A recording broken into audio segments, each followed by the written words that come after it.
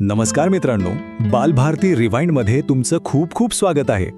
आज आपण पुन्हा एकदा आपल्या आठवणींच्या गोड दुनियेत जाणार आहोत. एक अशी दुनिया जिथलं प्रत्येक पान एक नवी गोड आठवण जाग करतं. कल्पना करा, एक लहान मूल आपल्या आईकडे विविध खेळण्यांचा हट्ट करतंय आणि प्रत्येक कडव्यात एका नव्या वस्तूची इच्छा आहे आणि त्या इच्छेसोबत जोडलेलं आहे भविष्यात आपण काय बनणार याचं एक निरागस गोड स्वप्न. आठवली का ही कविता, जिचं नाव होतं आई मला देना. खरं तर ही कविता आपल्यापैकी अनेकांच्या बालभारतीच्या पुस्तकात कदाचित नसेलही, पण तरीही ती सगळ्यांना आठवते. कारण वर्गात, पाठांतरात किंवा आपल्या शिक्षकांच्या तोंडून आपण ती इतक्या वेळा ऐकली आहे की तिची जागा थेट आपल्या मनात पक्की झाली आहे. ती फक्त शब्द नाहीयेत, तर आपल्या सगळ्यांच्या बालपणीच्या निरागस विश्वाचा एक अविभाज्य भाग आहे.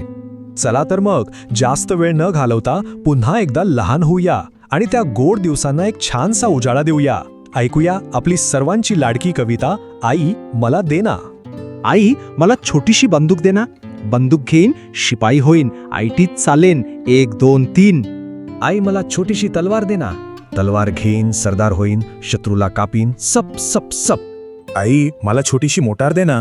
मोटार घेईन, ड्रायव्हर होईन, गावाला जाईन, पॉ पॉ पॉ. आई मला छोटेसे विमान देना. विमान घेईन, पायलट होईन, आकाशी जाईन, भर भर भर. आई मला छोटीशी बाहुली देना. बाहुली घेईन, तिजला मी सजवीन, ती संगे नाचेन, छुम छुम छुम. तर ही होती ती आपली कविता. ऐकतानाच कसं लहानपणीचे दिवस आठवले ना. बघा किती साधी आणि सोपी आहे ही, पण तिच्या प्रत्येक ओळीत, प्रत्येक शब्दात बालपणीची निरागस स्वप्न आणि ती अमर्याद कल्पनाशक्ती लपलेली आहे. म्हणजे बघा ना, इथे प्रत्येक खेळण्यासोबत एक स्वप्न जोडलेलं आहे. हातात बंदूक आली की लगेच शिपाई व्हायचं, तलवार मिळाली की आपण सरदार, मोटार मिळाली की ड्रायव्हर, आणि विमान मिळालं की थेट पायलटच. आणि बाहुली मिळाल्यावर तर तिची जपणूक करणं, तिला सजवणं आणि तिच्यासोबत नाचणं. जणू प्रत्येक खेळणं हे एका नव्या भूमिकेचं, एका नव्या जगाचं दार उघडतं. मला वाटतं या कवितेचं खरं सौंदर्य यातच आहे की ती मुलांची कल्पनाशक्ती किती सहज आणि संपूर्ण असते हे दाखवते. म्हणजे एका छोट्याशा खेळण्याने त्यांच्या मनात एक पूर्ण जग उभं राहतं. त्यांना फक्त शिपाई व्हायचं नाहीये, तर 1 2 3 म्हणत आयटीत चालायचंही आहे. फक्त ड्रायव्हर नाही व्हायचंय, तर पॉ पॉ पॉ करत गावाला जायचंय. पण आता जरा विचार करूया, या कवितांचं आणि आपल्या आजच्या आयुष्याचं काही नातं आहे का? मला सांगा, लहानपणी या कविता खरंच फक्त पाठ करण्यासाठी होत्या का? म्हणजे परीक्षेपुरत्या आणि मग विसरून जायच्या? मला तरी वाटतं अजिबात नाही.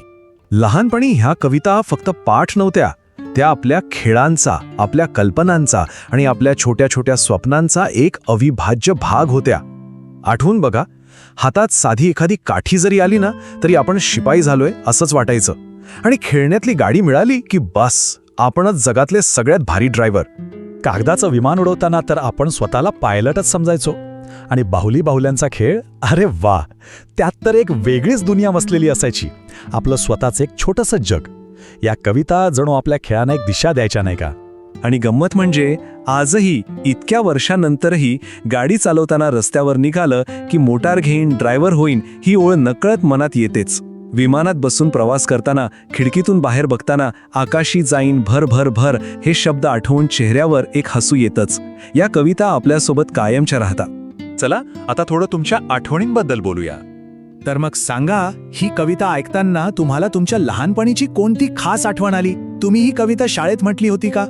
आणि हो, या कवितेतलं तुमचं सगळ्यात आवडतं कडवं कोणतं होतं? शिपाई व्हायला जास्त आवडायचं, पायलट की बाहुलीसोबत खेळायला? तुमच्या ज्या काही आठवणी असतील त्या कॉमेंटमध्ये आमच्यासोबत नक्की शेअर करा. आम्हाला त्या वाचायला खूप आवडतील. बालभारती रिवाइंडमध्ये अशा जुन्या कविता, धडे आणि आठवणींना आपण पुन्हा भेटत राहूया. आठवणींचा हा प्रवास आवडला असेल तर लाईक, शेअर आणि सबस्क्राईब करायला विसरू नका.